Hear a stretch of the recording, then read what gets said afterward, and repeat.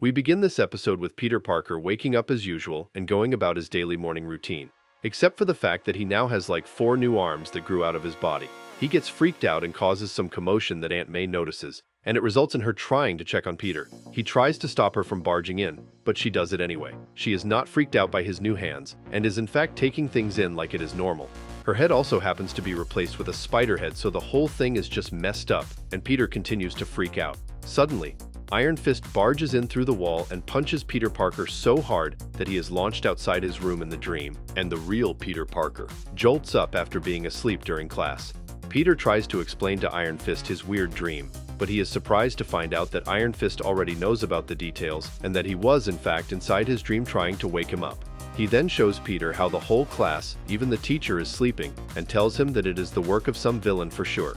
Peter Parker suits up and takes Iron Fist on a drive through the city, as they see that everyone in the city is sleeping everywhere. Iron Fist tries to explain to Spider-Man how this is the work of magic, even though Spider-Man does not believe in it entirely, with the only connection he has to magic coming from Uncle Ben's silly magic tricks. Iron Fist takes Spider-Man to the Sorcerer Supreme, Dr. Strange, while Spider-Man is still joking about everything having a scientific explanation. They enter Dr. Strange's mansion and Spider-Man tries touching displayed stuff to prove it is a hoax. Dr. Strange shows up and scares Spider-Man before telling him to not touch anything. Strange is not bothered to prove magic is real to Spider-Man as they get to business.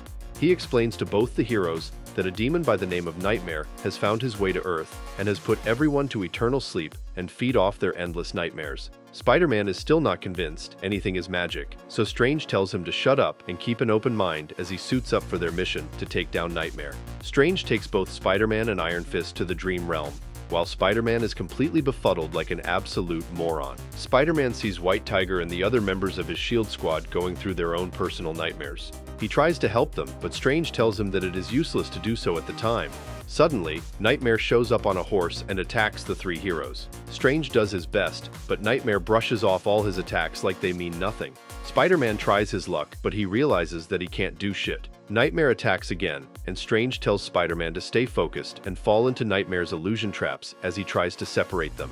Only moments later, Spider-Man notices Iron Fist is gone, so he enters a random door in the dimension to go look for him. Talk about a sub-80 IQ move, and I thought Spider-Man was supposed to be smarter than this. Spider-Man follows Iron Fist as he is lured to the place where he first got his powers. The dragon that granted Iron Fist his powers after he beat him shows up, and Iron Fist prepares to fight him again, but his powers are absorbed as the dragon taunts him about walking with fools like Spider-Man.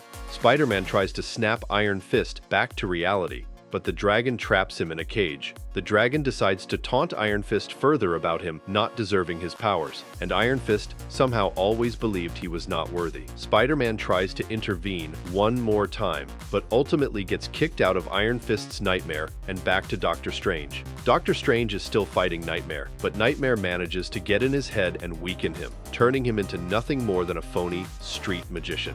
Nightmare then focuses on Spider-Man and tries to play into his nightmare about losing Uncle Ben. Uncle Ben comes face to face with Spider-Man, but instead of playing into his fears, he smiles and greets him like normal. Nightmare is shocked by this, and Spider-Man tells him that he doesn't know Uncle Ben, and that he knows he was the reason for his death, but he ultimately took responsibility and turned it into something positive and helpful to the people around him, just like Uncle Ben taught him.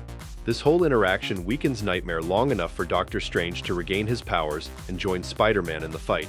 Strange gives Peter the power, in the form of a microphone, to tell the world that it is just a nightmare, and they all need to wake up. Everyone does just that. Iron Fist then joins the fight, and they manage to defeat Nightmare once and for all by trapping him in one of Dr. Strange's mystic boxes.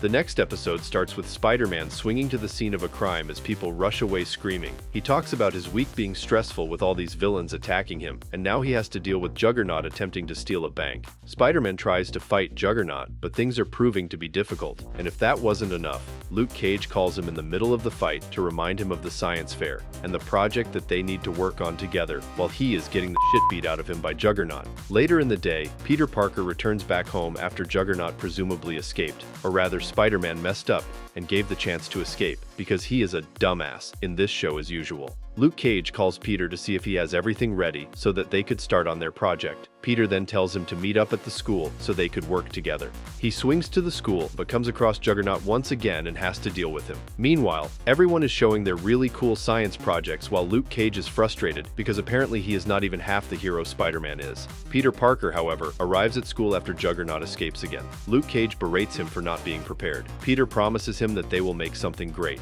He then suits up as Spider-Man and goes to the S.H.I.E.L.D. helicarrier to look for something they can use. Spider-Man finds a weird-looking brick that is wobbling and moving about. He picks it up to use as if it is his and Luke Cage's science project without noticing the obvious digital warning sign. He takes the brick back to Luke Cage, and they both marvel at how the brick is made from some kind of smart material that can presumably change shapes and properties. They don't notice the brick growing a small body and a mouth as it escapes their stand and starts growing by eating random trash. Peter suddenly becomes guilty and confesses to Luke Cage that it is not their project and that he stole it from S.H.I.E.L.D. Luke Cage acts like a classic douchebag, even after Peter explains that he doesn't find the time after helping people all throughout New York. They then notice the brick growing to be an absolute brick house after it ate a lot of trash. Suddenly, Agent Coulson shows up and demands an explanation after telling Peter and Cage that this is not a brick and is actually an android that operates with the mental capabilities of a 2-year-old. He warns them not to put something in its mouth as they evacuate the area, but Cage immediately throws a table at its mouth, like he heard absolutely nothing that was just said.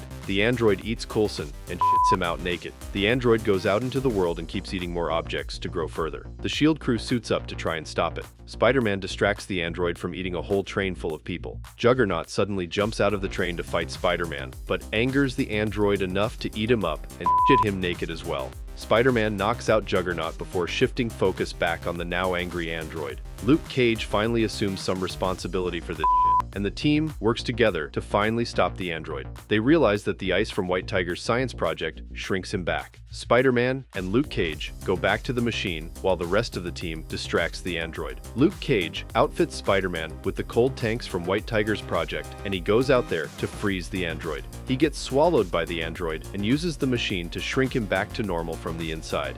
I thought this whole outro was going to be about how dumb Spider-Man is in this show, but I guess Luke Cage proved me wrong. These episodes usually have their moments, like with Doctor Strange and Spider-Man proving how he uses the tragedy of Uncle Ben to be a better person, but the incessant fourth wall-breaking humor is really holding it back. Here's to hoping they tone it down going further. This brings us to the end of today's video. Don't forget to leave a like and subscribe to our channel to get more videos like this one. Your support helps us grow. And tell me, what do you think of these two episodes? If the Juggernaut and Spider-Man fight to the death with both of them at their peak, who do you think would win? Let me know in the comments below. I read all of them. And if you're watching till now, thank you. I'll see you in another video soon.